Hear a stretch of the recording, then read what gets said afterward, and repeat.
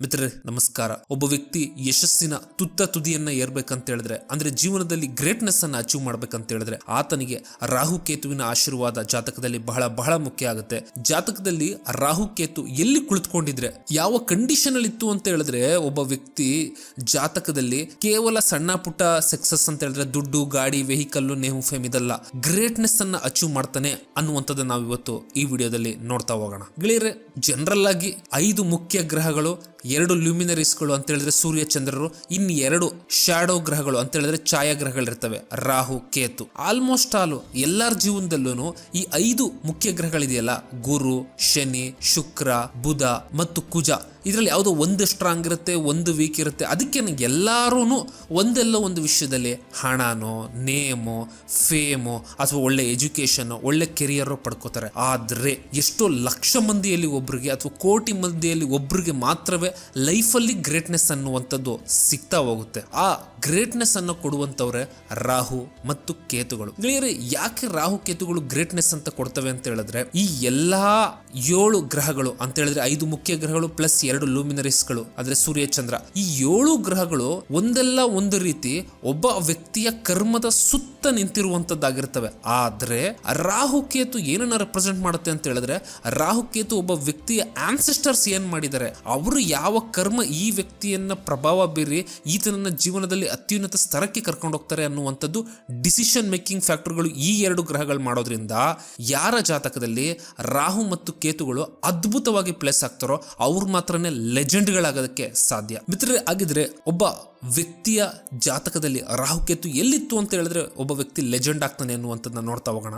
ರಾಹು ಮತ್ತು ಕೇತುಗಳು ಸ್ವಂತ ರಿಸಲ್ಟ್ ಕೊಡೋದಕ್ಕಿಂತ ತಾವು ಯಾವ ಮನೆಯಲ್ಲಿ ಕುಳಿತುಕೊಳ್ತವೆ ಅದು ಮುಖ್ಯ ಆಗುತ್ತೆ, ಮತ್ತು ಯಾವ ಒಂದು ರಾಶಿಯಲ್ಲಿ ಕುಳಿತುಕೊಳ್ತವೆ ಅದು ಮುಖ್ಯ ಆಗುತ್ತೆ, ಮತ್ತು ಆ ಗ್ರಹಗಳನ್ನ ಯಾವ ಗ್ರಹಗಳು ನೋಡ್ತಾ ಇದ್ದಾವೆ ಅನ್ನುವಂಥದ್ದು ಬಹಳ ಬಹಳ ಮುಖ್ಯ ಆಗುತ್ತೆ. ಗೆಳೆಯರೆ, ರಾಹು ಮತ್ತು ಕೇತು ಕೇಂದ್ರ ಅಥವಾ ತ್ರಿಕೋಣಗಳಲ್ಲಿ ಕುಳಿತುಕೊಂಡಿತ್ತು. ಅವುಗಳ ಮೇಲೆ 1ನೇ ಮನೆ, 5ನೇ ಮನೆ, 9ನೇ ಮನೆ ಮತ್ತು 10ನೇ ಮನೆ ಈ ಅಧಿಪತಿಗಳ ದೃಷ್ಟಿ ಇತ್ತು ಅಂತ ಹೇಳಿದ್ರೆ ಒಬ್ಬ ವ್ಯಕ್ತಿಯನ್ನ ಜೀವನದಲ್ಲಿ ಅತ್ಯಂತ ಮೇಲೆ ಈ ಗ್ರಹಗಳು ಕರ್ಕೊಂಡು ಹೋಗ್ತವೆ. ಇದು ಪಾರಶರರ ಕಾನ್ಸೆಪ್ಟ್ ಇಂದ ಆಯ್ತು. ಅಥವಾ ರಾಹು ಕೇತುಗಳು ಕೇಂದ್ರ ಅಥವಾ ತ್ರಿಕೋಣದಲ್ಲಿ ಕುಳಿತುಕೊಳ್ಳಿಲ್ಲ ಅಂತ ಹೇಳಿದ್ರು, ಬೇರೆ ಕಡೆ ಕುತ್ಕೊಂಡ್ರು, ರಾಹು ಮತ್ತು ಕೇತುಗಳ ಜೈಮಿನಿ ಕಾರಕಗಳಾದಂತಹ ಆತ್ಮಕಾರಕನೋ, ಅಮಾತ್ಯ ಕಾರಕನೋ ಅಥವಾ ಪುತ್ರ ಕಾರಕನೋ ಕುಳಿತುಕೊಳ್ತು ಅಂತ ಹೇಳಿದ್ರೆ ಎಗೈನ್ ಆ ವ್ಯಕ್ತಿ ಜೀವನದಲ್ಲಿ ಮೇಲೆ ಹೋಗ್ತಾನೆ ಅನ್ನುವಂಥದ್ದು ಅರ್ಥ. ಇನ್ನ 3ನೇ ಕಂಡೀಷನ್, ರಾಹು ಅಥವಾ ಕೇತು ಎಲ್ಲಿ ಕುಳಿತುಕೋತಾರೆ, ಆ ಕುಳಿತಿರುವಂತಹ ಗ್ರಹದ ಅಧಿಪತಿ ಯಾರಾಗಿರ್ತಾನೆ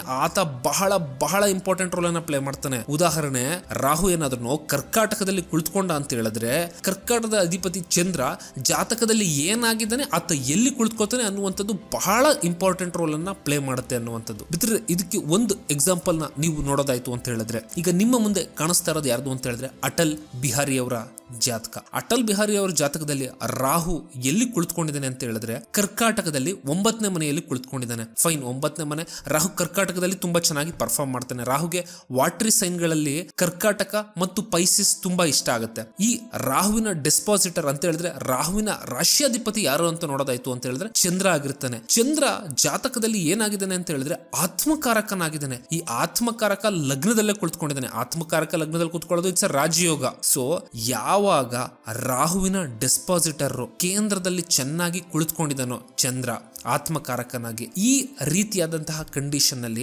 ರಾಹು ಕೇತು ಒಬ್ಬ ವ್ಯಕ್ತಿಯನ್ನ ಗ್ರೇಟ್ನೆಸ್ ಗೆ ಕರ್ಕೊಂಡು ಹೋಗ್ತಾರೆ. ಅಟಲ್ ಬಿಹಾರಿ ವಾಜಪೇಯಿ ಅವರು ಯಾವಾಗ PM ಆದ್ರು ಅಂತ ನೋಡೋದಾಯ್ತು ಅಂತ ಹೇಳಿದ್ರೆ ರಾಹುವಿನ ದಶೆ ನಡಿಬೇಕಾದ್ರೇನೆ. ಮಿತ್ರರೇ, ಇನ್ನು ನಿಮ್ಮ ಮುಂದೆ ಕಾಣ್ತಿರುವಂತಹ 2ನೆಯ ಜಾತಕ ಯಾವುದು ಅಂತ ಹೇಳಿದ್ರೆ ದೇವೇಗೌಡರವ್ರದ್ದು. ಅವರ ಜಾತಕದಲ್ಲಿ ರಾಹು ಅಷ್ಟಮದಲ್ಲಿ ಕುಳಿತಿದ್ದಾನೆ. ಆದ್ರೆ ಯಾರ ಜೊತೆ ಕುಳಿತಿದ್ದಾನೆ ಅಂತ ನೋಡೋದಾಯ್ತು ಅಂತ ಹೇಳಿದ್ರೆ ರಾಹು ಆತ್ಮಕಾರಕನ ಜೊತೆ ಕುಳಿತಿದ್ದಾನೆ. ಆತ್ಮಕಾರಕ ಯಾರು? ಚಂದ್ರ. ಮತ್ತದಲ್ದಲೆ ರಾಹುವಿನ ಡೆಸ್ಪಾಸಿಟರ್ ಯಾರು ಅಂತ ನೀವು ನೋಡಿದ್ರೆ ಶನಿಯ ಮನೆಯಲ್ಲಿ ರಾಹು ಚಂದ್ರನ ಜೊತೆ ಕುಳಿತುಕೊಂಡಿದ್ದಾನೆ. ಶನಿ ಎಲ್ಲಿ ಕುಳಿತುಕೊಂಡಿದ್ದಾನೆ ಅಂತ ಹೇಳಿದ್ರೆ 7ನೇ ಮನೆಯಲ್ಲಿ ಶಶಮಹಾಯೋಗದಲ್ಲಿ, ಅದು ದಿಗ್ಬಲದಲ್ಲಿ ಬ್ಯೂಟಿಫುಲ್ ಆಗಿ ಕುಳಿತುಕೊಂಡಿದ್ದಾನೆ. ಮಿತ್ರರೇ, ಈ ರೀತಿಯಾಗಿ ನಿಮ್ಗೆ ರಾಹು ಕೇತುಗಳು ಜಾತಕದಲ್ಲಿ ಯಾರ ಜೊತೆ ಕುಳಿತಿದಾವೆ ಮತ್ತು ಯಾವ ರಾಶಿಯಲ್ಲಿ ಕುಳಿತಿದ್ದಾರೆ ಆ ರಾಶಿಯಾದ ಅಧಿಪತಿ ಏನ್ ಮಾಡ್ತಾ ಇದ್ದಾನೆ, ಆತ ಎಷ್ಟು ಪವರ್ಫುಲ್ ಆಗಿ ಎಲ್ಲಿದ್ದಾನೆ ಅನ್ನುವಂಥದ್ದು ಬಹಳ ಬಹಳ ಮುಖ್ಯ ಆಗುತ್ತೆ. ಸೊ ಯಾವಾಗ ರಾಹು ಈ ತರ ಪ್ಲೇಸ್ ಆಗಿರ್ತಾನೋ ಅದು ಏನ್ ತೋರಿಸುತ್ತೆ ಅಂತ ಹೇಳಿದ್ರೆ ಒಬ್ಬ ವ್ಯಕ್ತಿಯ ಆನ್ಸೆಸ್ಟರ್ಸ್ ಎಷ್ಟು ಪುಣ್ಯವನ್ನ ಮಾಡ್ಕೊಂಡು ಬಂದಿದ್ದಾರೆ ಅದೆಲ್ಲವುದನ್ನು